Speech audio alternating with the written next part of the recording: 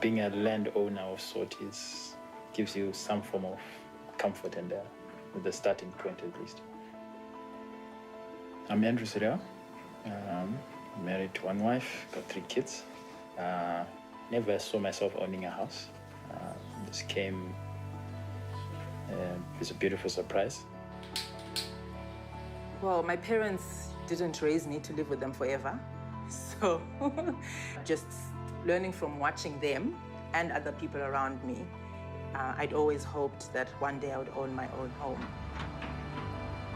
Partnership that we entered into is to enable positive futures for the population of Zimbabwe, to ensure that we contribute to the housing stock of the country and also reduce the national housing list. People who had never dreamt of owning a house, people who are in the informal sector, we enabled them to put a roof over their heads. So it feels great to be a homeowner, particularly living in Zimbabwe where things are really difficult. It's great to know that I don't have to worry about the roof over my head. I was excited about when I actually signed the papers and they said, this is your home. Now I'm already thinking, what's next? I would definitely do it again if another opportunity came that worked. So I'd definitely encourage other people to take something like this on.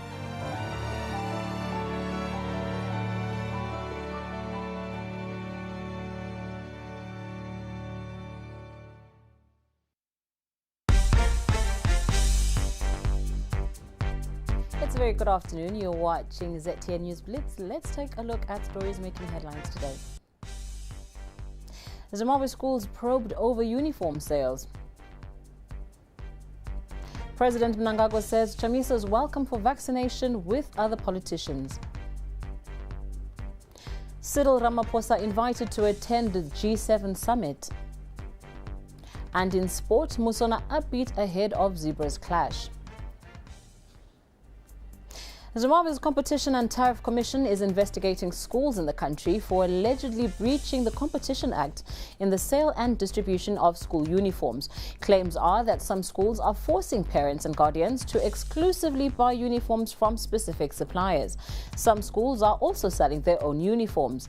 In a statement, the Commission said the alleged practice by schools may deprive parents and guardians of their right of choice. CTC Senior Research Officer Tatenda Zengeni spoke to ZTN.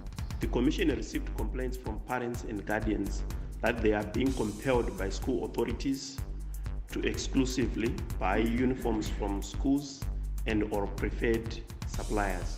This practice contravenes Section 2 of the Competition Act, Chapter 1428.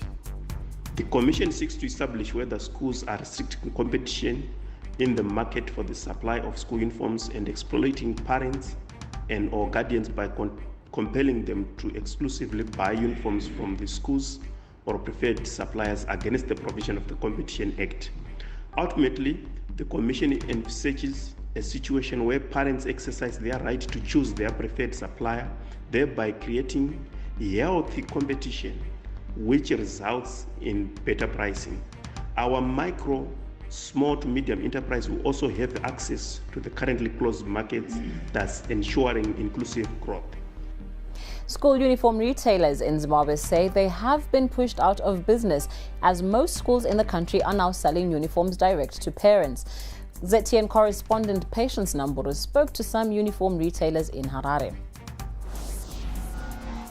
Schools akutengesa uniforms zviri kuaffecta business redu singatomboiti nekuti isusu tichitotarisirwa kuti vabereki kana vachinge vawana nzvimbo kuchikoro kunokutokwanisawo kunge tichitengesawo uniforms pane kuti kuchikoro vakuita futi business rekutengesa uniforms zvinova izvo zvakuvhiringidza basa redu.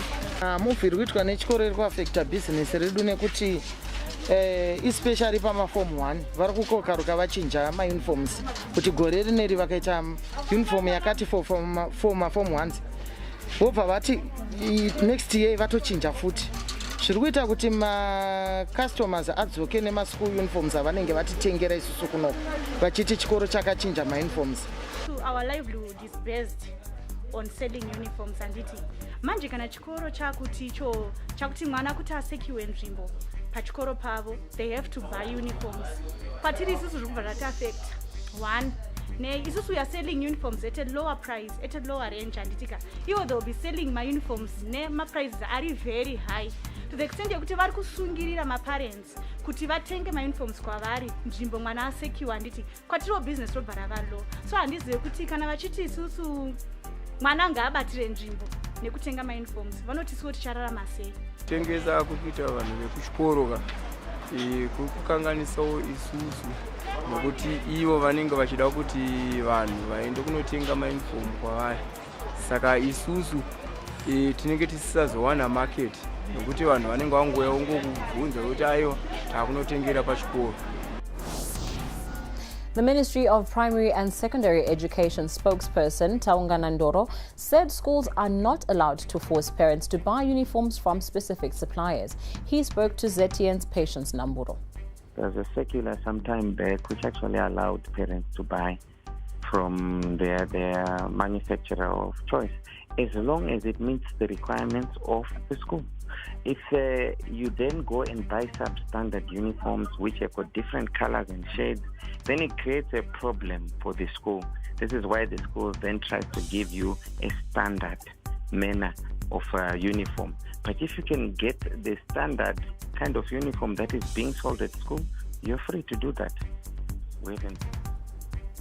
Zimbabwe's opposition leader Nelson Chamisa remains welcome to join President Mnangagwa and other political leaders to be vaccinated in Victoria Falls on Wednesday. This was said by presidential spokesperson George Charamba today.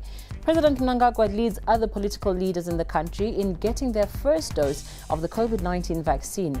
But Chamisa's party yesterday said their leader would not be vaccinated as he was not invited by government to join other political leaders. Charamba also told ZTN that the invitation was open and not personalized, adding that Chamisa was still free to join other political leaders in tomorrow's program. The invitation is open to every politician in the country, everyone who regards themselves as the political leader. That invite stands. And I want to inform the Zimbabwean nation that the president has not only openly invited leaders of political parties, he is also sharing a ride with them from Harare to Victoria and back. Enormous possibility once that happens, isn't it? Yes. So really, I would not worry about little things, about protocols of invitations. I would worry about the bigger picture, which has to do with how to refashion and reinvent our politics in a way that unites our nation and gets us to work in unison towards a common goal. Mr. Charamba also explained why President Mnangagwa chose to receive his vaccination in the resort city of Victoria Falls. This is happening at Victoria Falls, and it's not fortuitous that the president chose Victoria Falls. He chose Victoria Falls because of its sheer significance in terms of the recovery of our economy. If you recall from our NDS and as well as many other plans which government has announced, our recovery program is going to be led by three sectors essentially: your agriculture, your mining, and of course your tourism. So the fact of choosing Victoria Falls, which is itself a world wonder and therefore a major attraction point, world attraction point for Zimbabwe, indicates the resolve on the part of the Second Republic to ensure that tourism plays its key part in terms of ensuring the recovery of the economy. Once we then inoculate everyone in Victoria Falls, it means Victoria Falls is vaccine ready to receive guests from the whole world over. Exactly 1 year ago, Zimbabwe recorded its first COVID-19 death. It was also the first death in the SADC region. It was the death of media personality Zororo Makamba, son of businessman James Makamba. Today, Zimbabwe joins the Makamba family and all families who've lost loved ones to COVID-19 in remembering these individuals whose lives were snuffed out by the virus. ZTN correspondent Robert Mkondiwa gives us more. A year ago today, Zimbabwe entered a dark era, joining several nations across the globe as they marked a gloomy occurrence. The coronavirus pandemic in the country had finally claimed a casualty. And it was a face much known and loved, that of journalist Zororo Makamba. It was always a long time coming, but even when it hit home, the fear was palpable and coronavirus suddenly became all the more real. Zororo Makamba was a beloved broadcaster and media mogul in the making, himself the spawn of media royalty in the form of communications personality come business mogul James Makamba. Today, a year on, the virus has claimed 1,514 lives in the frontiers of Zimbabwe alone. If COVID-19 was just a fear, this time last year it finally got a face, going on to claim many others of repute. Today in Harare, many paid tribute to Zimbabwe's casualty zero on the anniversary of his death. Ruveneko Parire-Nyatwa is a well-known face in Zimbabwean media. She was touched personally by the death of someone she knew and loved as both a person and a personality. While Ruveneko's wound is yet to turn into a scar, others seem to echo similar sentiments. Still haunted by the loss of Zororo, none more than another colleague and personal friend, Nelson Masiwa. Zororo was a brave man, a very brave young man, and with a vision, eloquence, and articulate in issues and matters. It's a sad loss. It's a very sad loss that we succumbed to COVID-related issues early before we even got the jabs. I today myself got vaccinated at will, and I wish you could have got the same chance to get vaccinated as well. But it's a sad loss. It's a loss to our generation as well. That it took the loss of such a shining light to jerk the nation into taking the virus more seriously and attaching a name and face to it is unfortunate. But the nation has since made strides in its COVID-19 response, recording remarkably low mortalities a year on compared to their back garden South Africa, which by comparison has suffered a great many more lives lost.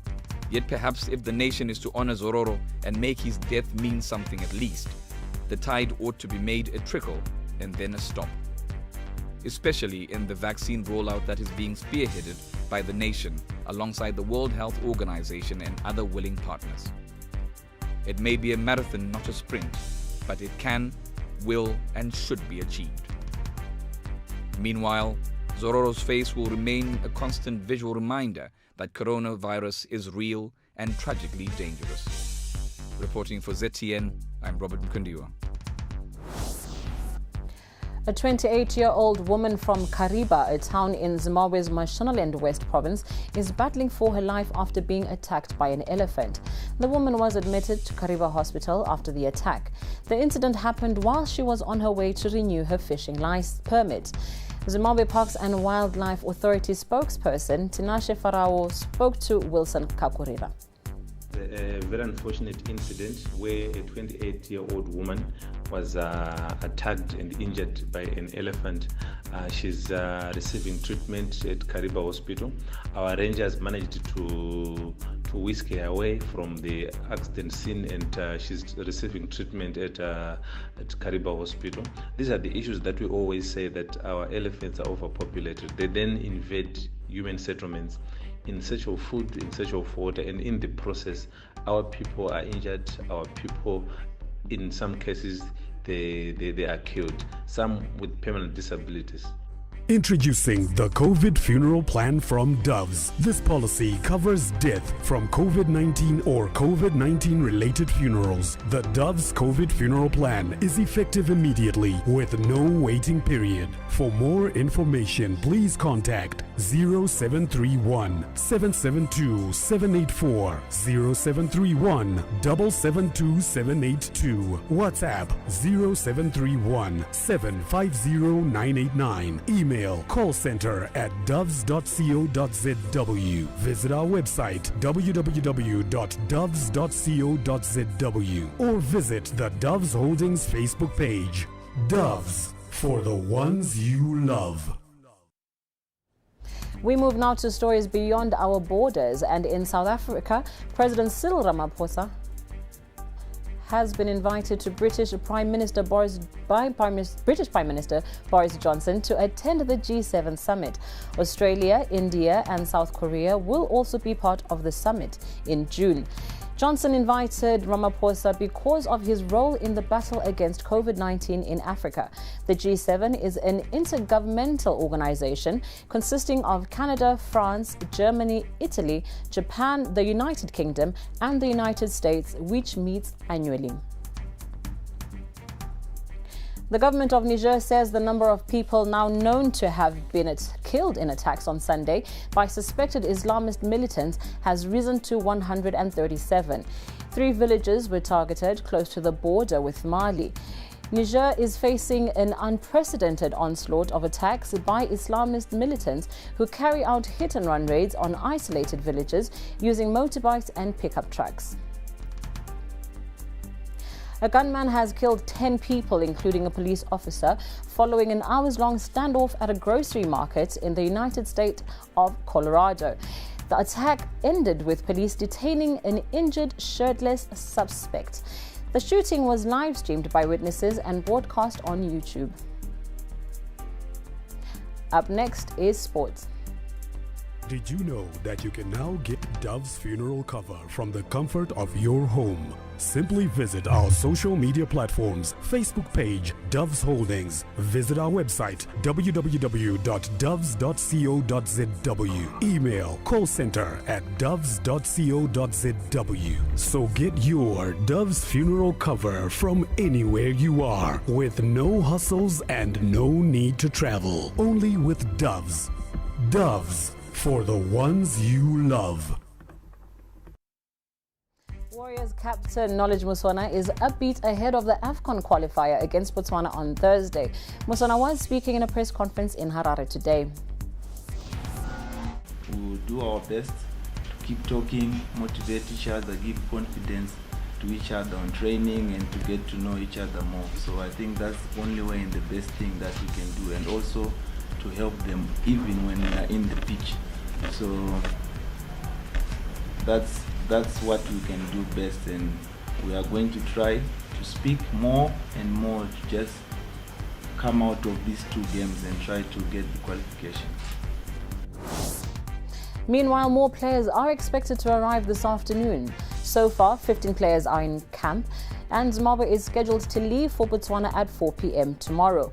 With regards to the French-based duo of Tino Kadewere and Marshall Munetsi, Ziffa said they are awaiting information from the sports ministry. Zimbabwe has engaged Mozambique to include the 2 French-based Warriors in their chartered plane. In cricket news, Rocks are simply rocking in their domestic cricket comeback season. The Masvingo team is leading the Logan Cup table with 2 rounds to go.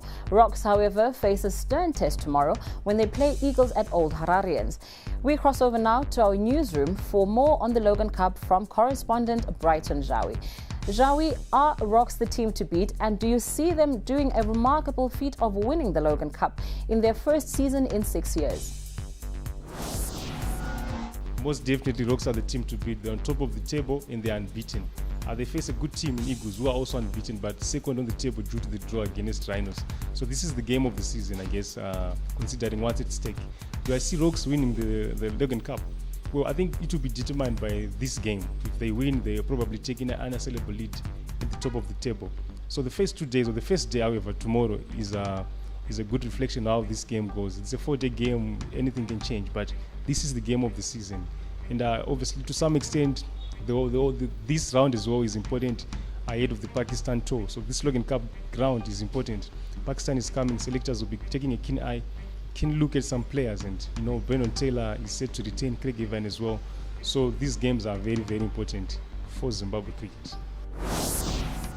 And thanks for that, Jawi. Now, of course, in other Logan Cup matches tomorrow, Mountaineers take on Rhinos at Harare Sports Club.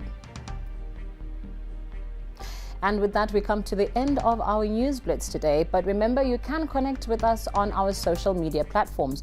Twitter at ZTN_news, on Facebook at Zimpapers TV Network, Instagram @ZTN.